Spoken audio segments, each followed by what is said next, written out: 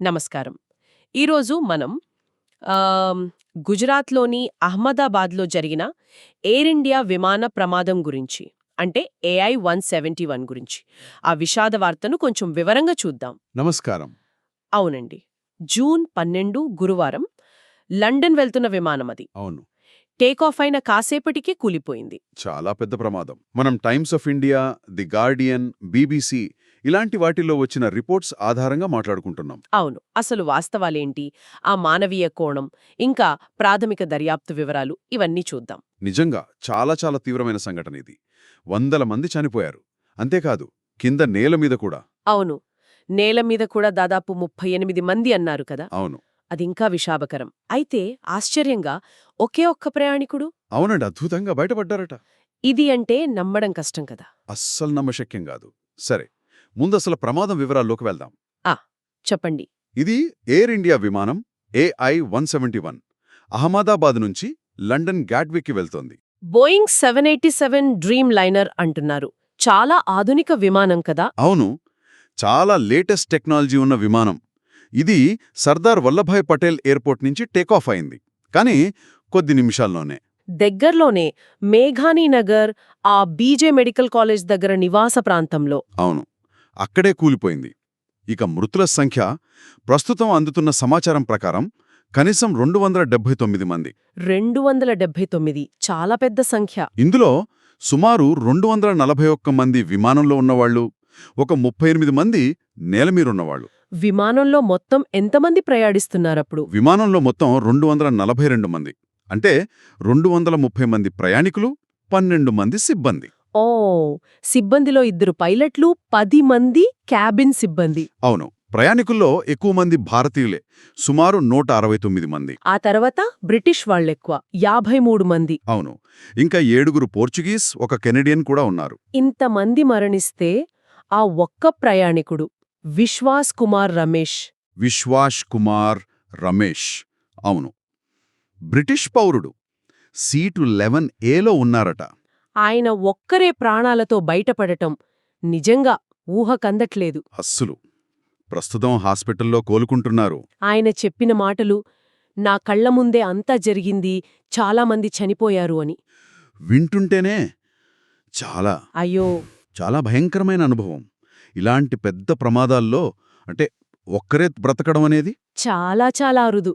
చాలా అరుదు. ఇది జరిగిన వెంటనే అత్యవసర సేవలు, ఫైర్ ఇంజిన్లు, అంబులెన్స్లు. అవును, ఎన్డీఆర్ఎఫ్ బృందాలు కూడా వచ్చాయంటున్నారు. అవునవును, ఎన్డీఆర్ఎఫ్ టీమ్స్ కూడా వెంటనే రంగంలోకి దిగాయి, సహాయక చర్యలు మొదలుపెట్టారు. దీనివల్ల ఎయిర్పోర్ట్ కార్యకలాపాలపై కూడా ప్రభావం పడింది కదా. అవును, అహ్మదాబాద్ ఎయిర్పోర్ట్ కొద్దిసేపు పూర్తిగా మూసేశారు, తర్వాత మళ్ళీ పాక్షికంగా తెరిచారు. మరి చిక్కుకుపోయిన ప్రయాణికుల కోసం వాళ్ల కోసం ప్రత్యేకంగా వందే భారత్ రైళ్లు కూడా ఏర్పాటు చేశారు. ప్రభుత్వ స్పందన ఎలా ఉంది? అంటే అధికారులు? అవును, వెంటనే స్పందించారు. కేంద్ర మంత్రులు అమిత్ షా, రామ్మోహన్ నాయుడు, గుజరాత్ ముఖ్యమంత్రి భూపేంద్ర పటేల్ వీళ్లంతా ఘటనా స్థలానికి వెళ్లారు. సహాయక చర్యలను పర్యవేక్షించారు. అవును, ప్రధానమంత్రి, రాష్ట్రపతి కూడా సంతాపం తెలిపారు. అలాగే ఎయిర్ ఇండియా, టాటా గ్రూప్ వాళ్లు కూడా. వాళ్ళెలా స్పందించారు? తక్షణమే స్పందించారు. మృతుల కుటుంబాలకు ఒక్కొక్కరికి రూ.1 కోటి పరిహారం ప్రకటించారు. 1 కోటి, ఇది చాలా ఎక్కువ మొత్తమే కదా సాధారణంగా ఇచ్చేదానికన్నా? అవును, సాధారణంగా ఇచ్చేదానికన్నా ఎక్కువ. ఇది వాళ్ల తక్షణ స్పందనం చూపిస్తుంది. ఇంకా బాధితుల కోసం సహాయక కేంద్రాలు పెట్టారు. అవును, వాళ్ల దగ్గరున్న మిగతా 787 విమానాలకు కూడా అదనపు తనిఖీలు చేయిస్తున్నారట. ఓకే, అదనపు తనిఖీలు. బ్రిటిష్ ప్రభుత్వం కూడా స్పందించింది అన్నారు కదా. వాళ్ల పౌరులున్నారు కాబట్టి వాళ్లు కూడా రంగంలోకి దిగారు. సరే, ఇక దర్యాప్తు విషయానికొస్తే ఏమైనా కారణాలు తెలిసాయా అసలు? దర్యాప్తు ఇప్పుడే మొదలైంది. మన DGCA అంటే directorate general of civil aviation, ఇంకా AAIB aircraft accident investigation bureau. అవును, వీళ్లు దర్యాప్తు చేస్తున్నారు. సహాయంగా UK, US నుంచి కూడా నిపుణులొచ్చారు. ముఖ్యంగా ఆ బ్లాక్ బాక్సులు దొరికాయా? అదృష్టవశాత్తు 2 దొరికాయి. Flight data recorder FDR, cockpit voice recorder CVR 2 లభ్యమయ్యాయి. ఆహా, అవి దొరకడం చాలా కీలకం కదా దర్యాప్తుకి. చాలా అంటే చాలా కీలకం. అసలు ప్రమాదానికి ముందు ఏం జరిగిందో, ఆ చివరి నిమిషాల్లో ఏం జరిగిందో అవి చెప్తాయి. FDR త్వరగానే దొరికింది అంటున్నారు. అవును, ప్రమాదం జరిగిన 28 గంటల్లోనే ఒక భవనం పైకప్పు మీద దొరికింది. ఇది చాలా వేగంగా రికవరీ చేసినట్టే. అవును. సివిఆర్ ఎప్పుడు దొరికింది? సివిఆర్ ఆదివారం దొరికింది. ప్రాథమికంగా తెలిసిన విషయమేంటంటే కెప్టెన్ సుమిత్ సబర్వాల్ టేకాఫ్ అయిన కొద్ది సెకండ్లకే మేడే కాల్, ఆ అత్యవసర పరిస్థితి కాల్ పంపారా? అవును మేడే కాల్ పంపారని తెలుస్తోంది. అంటే టేకాఫ్ అయిన వెంటనే ఏదో సీరియస్ ప్రాబ్లం వచ్చిందన్నమాట.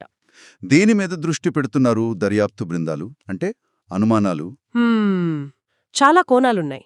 ఇంజిన్ ఫెయిల్యూర్ అయి ఉండొచ్చు, లేదా వింగ్ ఫ్లాప్స్ సరిగ్గా పనిచేయలేదా, ల్యాండింగ్ గేర్ సమస్యలా? ల్యాండింగ్ గేర్ గురించి వీడియోలు కూడా వచ్చాయి గదా, కిందకి వేలాడుతున్నట్టు. అవును, కొన్ని వీడియోల్లో ల్యాండింగ్ గేర్ కిందనే ఉన్నట్టు కనిపించింది. సాధారణంగా టేకాఫ్ అవగానే దాన్ని లోపలికి ముడుచుకుంటారు.